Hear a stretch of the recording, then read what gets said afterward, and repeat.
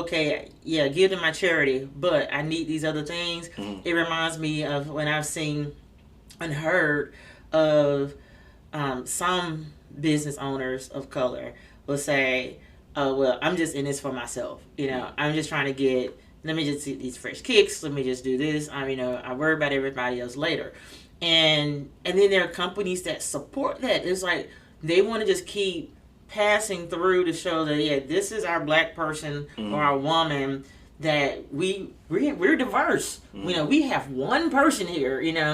Or in a sense, or if you think about the dynamics of what offices look like in the STEM industry. There's a lot of times I might be the only black person or the only woman in the room, and then I'm getting hit with, this.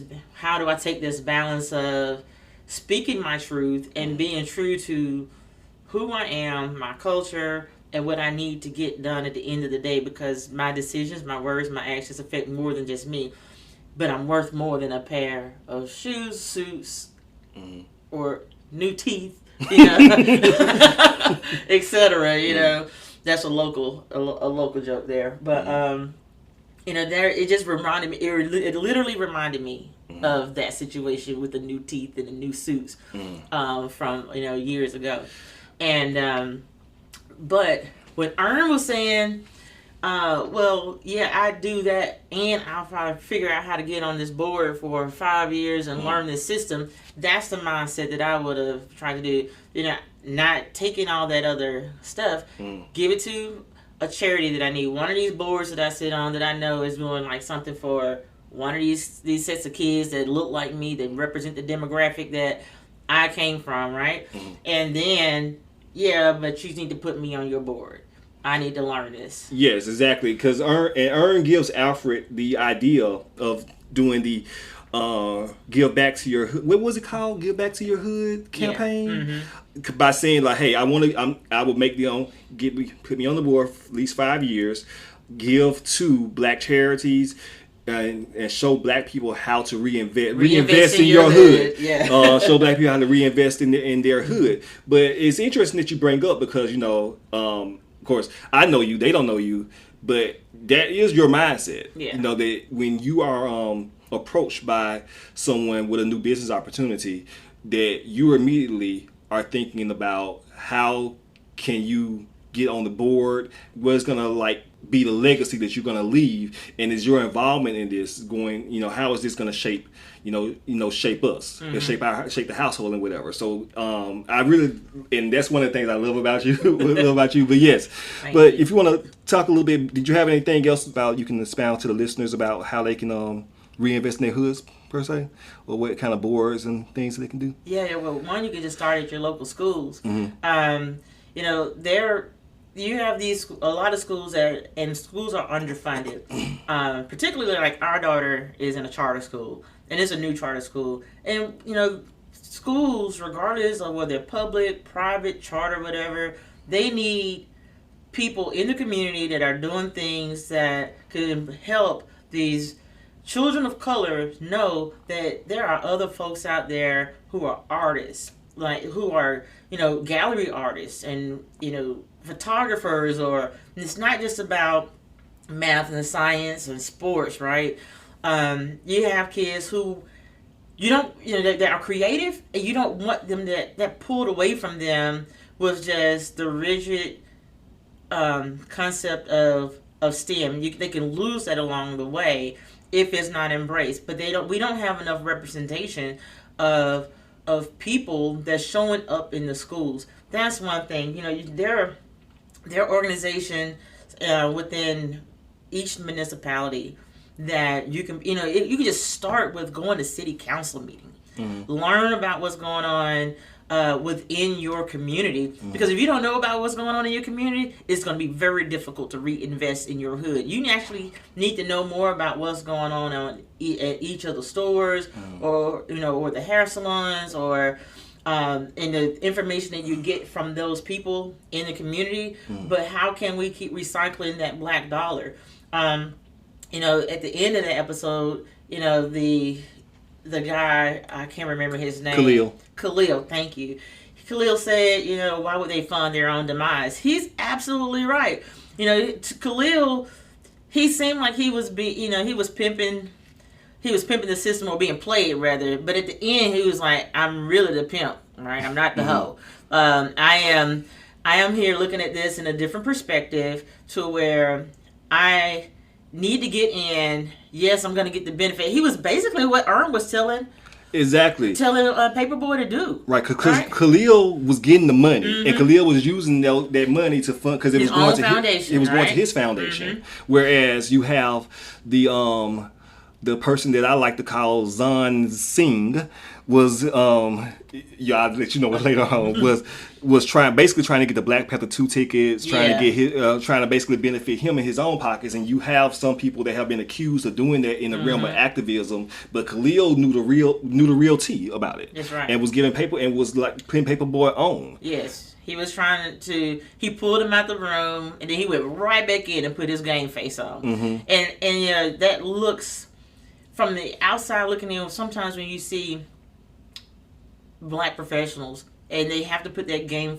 face on, I swear, as soon as I get up out the room, sometimes I'm trying to put on my J's and my t-shirt, my graphic tee. It's not, I'm not so rigid all the time, but I have to be rigid in order to get to the next point, to get to where I need to be, so I can help somebody else. Right. It's like, put your oxygen mask on first, right?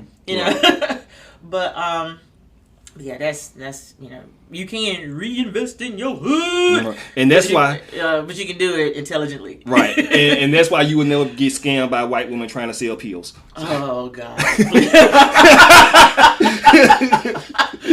That's an inside joke. If I have her on, I can have her tell that story. Oh listeners. My God! No, I can't do that one. No, that was hilarious. But just to wrap up a little bit, but just another aside real quick, because in the midst of all this, they do offer Alfred and Earn something to eat. Alfred wants his English breakfast didn't hit. That black sausage and the things that Florence Pugh ate for us in our little mini episode.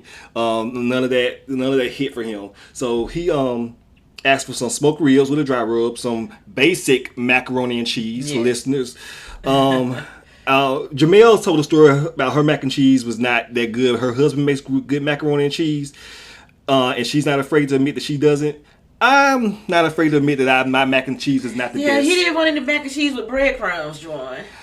Look, I like the breadcrumbs. Yeah. And I like to put the other stuff in. We want the mac and the cheese. I'm trying. I will perfect it one day, but I will get the mac. You like everything else that I make. Yeah. For the most part, True. You got a steak coming that's going to be really good. Yes, I actually sent a picture of that steak to some of my friends today. Oh, okay. Please don't have people making me cook again and having me cook. I will every now and then. I got to turn on the jealous button, Okay, well, stun on them. Okay, so but Darius wants some Jollof Rice, which is a Nigerian cuisine that nobody at the fashion house ever heard of. Hi. I'm Sharon, head of hospitality. Are you Darius? Yes. Hi. I've got an email request for Jollof. Yeah. It's so weird. My husband and I, we know every Michelin place in town, but I don't know that. Is that a Ghanaian, right? No. Who told you that? Is it a Ghanaian? No. It's just my mistake. Is there a particular place that you go to? There is a place across town that's supposed to be legendary. It's just too out of the way, but... Oh, we can take you. Yeah? Yeah. Are you sure? It's literally my job, babe. Look, we'll gather up all the gift bags and I will call the car around, yeah? Let's do it. Great. They get to... This woman named Sharon, who supposedly knows about restaurants, does not know about Jollof Rice, which is surprising. And Darius kind of takes her to this restaurant where this Nigerian restaurant on the other side of town, where she is basically looking at all these black people in there like it's a zoo, and eventually buys the building and evicts the black people out of this and makes a food truck called Naija Bowl. Naija being a word meaning Nigerian, Yes. a word which he only just learned about the day before. So just to wrap up, I wanted to, can you tell me, because I was mad. I was really, really mad about that. Can you tell me how you felt about that particular part of the storyline? Well, one, that hit because for me, gentrification is real, right? Two, it's a story about why black entrepreneurs need to own the property that they set up in. They had no control. No matter if there is a lease, right? A lease can be sold to someone from in a transaction, and that new landlord can do as they want. There are buyout clauses within the lease. They can relocate them. It just depends on but black people need to read their contracts. Yes. Right, and they need to own their property. Yes. Had they owned that property, they would not have had that issue because they would have got paid. If it's one thing to sell that property and get paid out for it, but I tell you, when I was in Nashville, when I was at TSU, it was Princess Hot Chicken. Yes. I knew hot chicken as Princess Hot Chicken and not Nashville Hot Chicken. There was no such thing as Nashville Hot Chicken. And now Nashville Hot Chicken, I saw a post from one of my friends that said a long time ago people would ask them, do they like country music? Because they're from Nashville. Now they're asking if they like hot chicken. And the hot chicken has even KFC is selling hot Everybody chicken, has a hot and chicken. so it just takes that part of what represented a culture and a tradition, and it just makes it evaporate. I see that happen. If you look in different parts of Atlanta, for example, right? Yeah. When we lived in Atlanta, there were parts of town that we would have to go to get certain foods. There was the Jamaican restaurants we wanted to go to. And you go over there now and you be like, what in the world? It's a Jamaican restaurant. Or it's here in Birmingham, there's a wing place that we go to near my parents. Oh, that one. Started out as black owned, and now you go in there, it's not a black person in there behind the register or anything. It's just totally been transitioned. The quality is gone, and they're trying to mimic. It's kind of like mocking. It's like mocking what we do and saying that the apricot bowl called the Darius is better.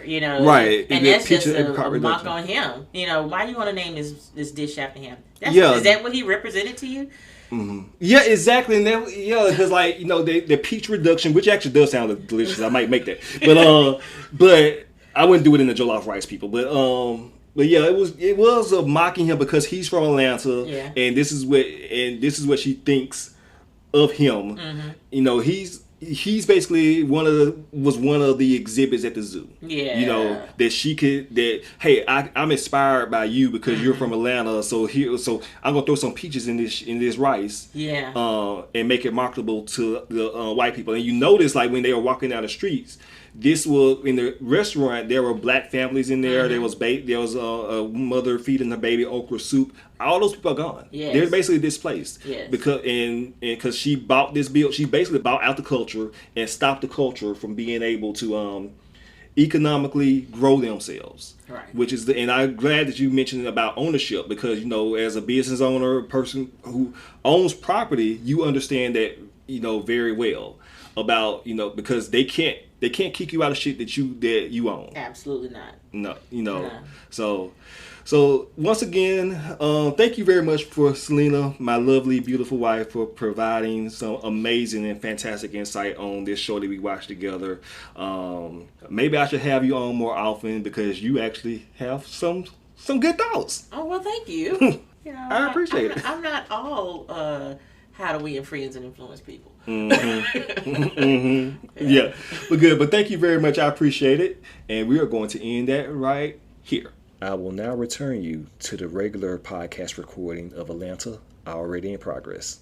We asked for blue Skittles, not red Skittles, and that's, and in me, I was like, chill, don't ask too much from the white folks, but consistently from episode 1, Erna's been like asking for what they've asked for, which is the bare minimum and above. But like it's not like I have felt uncomfortable because I know how like you assume if you ask